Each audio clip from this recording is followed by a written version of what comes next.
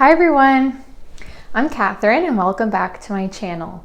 Today's video is part one in a series of how I created this 18th century inspired dressing gown. In this part, I will be covering how I drafted the pattern using a Janet Arnold pattern. Actually, it was a mishmash of different Janet Arnold patterns, so that will be interesting. And at the end of this video, I'll be showing you how the mock-up fits and going over what adjustments I need to make before I make the final version.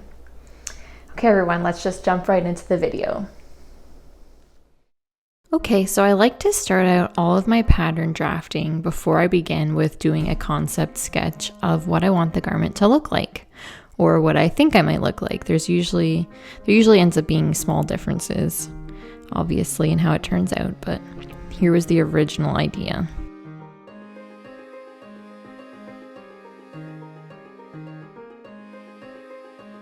And so for the bodice, I decided to use the pattern from this jacket bodice because it has that deep V opening that I wanted.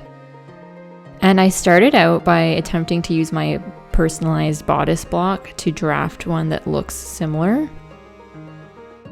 but I didn't end up using this version.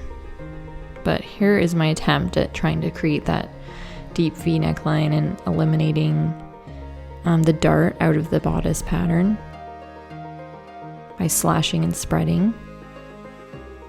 And then I also just wanted to make sure there wasn't gaping in the neckline, so I took out those darts. And here is another attempt. Actually, I believe I traced it off just to try to make it look neater. And so here are my two versions, two attempts. And then I decided to just actually use the pattern from the book and manually grade it up because I wasn't confident with my own attempt. But it ended up being basically just as difficult as the first try anyways, because it was so small. This was such a small pattern and it required a lot of extra width to be added. And whenever you're adding a lot of size to a pattern, it's difficult to keep the pattern looking the same, basically. So here I'm just grading up the back piece. And now for the sleeves, I used the sleeves from this dressing gown pattern in Janet Arnold's book. It's this nice wide sleeve pattern and it has a built-in cuff and a decorative pleat in it. So I'm just grading that up and that's what it looks like.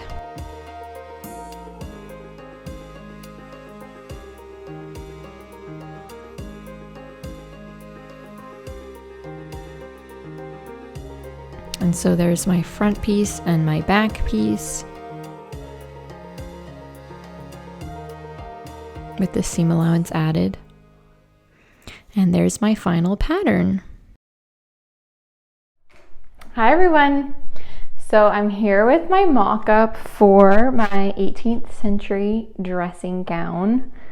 And this mock-up needs a lot of changes, like massively. I don't know what happened, but literally like as soon as I started putting it on, it was just like it was way too small in the back to like I could barely get my arms into the armholes. So I don't know where my brain was. I obviously should have like double checked this more, but so I've already added a swath of fabric down the back, quite a wide swath, and it still doesn't come anywhere near being able to close. Mind you, this is for after I give birth, so I will be hopefully a little smaller by then. And but yeah, the seam allowance is still here too. So really it's like back here and back here. So I'm probably gonna add some width at the front as well, just to get it a little closer to being able to close. But I'm gonna keep in mind that I want this to be able to fit me like once I get smaller again. And it's easier to just tie it more loosely, if like to wear it when I'm bigger, than to try to wear it if it's too big when I'm small, because then it wouldn't like it would just like overlap, and it's not that kind of dressing gown. It's not meant to overlap. So yeah, we'll see how much I decide. But The arm size have major issues. They are so small. I really should have double checked that.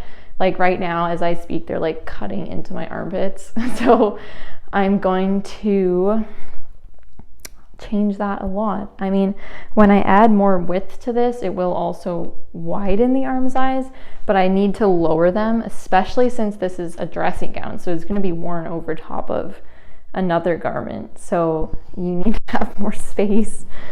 And once I lower the arm size, that will fix the excessive puffiness in these sleeves. It does look, I think it looks nice from the front, but when you look from the side, it looks really weird. Like it looks like I did something wrong because all of the puffiness is in the front of me. And I thought I was following the instructions right, and like that was where they wanted the gathering to take place. So I have no idea, but so I think I'll just leave the sleeves as they are, and then when I widen the arm size, the sleeves will have less gathering that needs to happen in order to fit. So I think that's how I'll deal with that problem. Oh yeah, so there's one more thing I forgot to mention, and it's fairly important. It's the collar here. I based this this pattern off of a picture I saw of an absolutely stunning 18th century dressing gown. And I really loved how it had a nice kind of standing collar. And I just felt like it looked so queen-like and regal. And that's how I want to feel when I'm wearing this. So right now the collar is quite floppy. And yes, it is sewn in a very thin, flimsy fabric. But part of that is due to the shape of the collar itself. So I'm going to take out a couple pretty significant darts right here at the sides, because that's where I want it to come in. I want it to come in right at the sides of my neck so it kind of shows at the front. And I like that. It kind of gives that like Asian influence to this dressing gown, which is a nice, combination of the European and the Oriental, and I really like that. So yeah, I'll be taking darts out of this collar. And it's not pinned right now, but I did pin it earlier to test that. And if I take out 2 big darts right here at the sides, yeah, it does fit much better at the neck when I do that. I will make the alterations to my pattern, and then stay tuned for part 2 of this video where I will be sewing the final dressing gown in a beautiful English rose color of linen. Okay guys, if you enjoyed this video, give it a like, leave your comments and questions below, and subscribe to my channel for more awesome history bounding content. See you all later, bye.